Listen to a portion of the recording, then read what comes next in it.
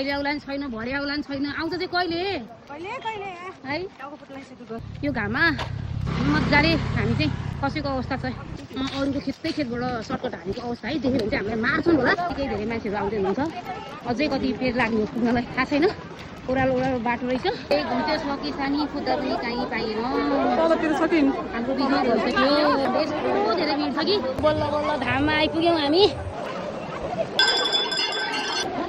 कोही साथीहरू हामी चाहिँ बल्ल बल्ल कोही जान सक्यौँ कोही जान सकेनौँ तिमी जान सक्यौ कि सकेनौ म जान सक्ने यही आउनु मलाई दर्शन गर्न हो ल यस्तो विषय सबजनाको चाहिँ यहाँ यस्तो बेहार भएर बसेका छौँ अझै हामी 2 घन्टा हिँडेर माथि पुग्नु छ एउटा नयाँ अनुभव बटुल्यो होइन त लड्दै पढ्दै आउँदैछौँ हामी अहिलेसम्म केही खाएको छैन त्यहाँ 4 बजी हिँडेको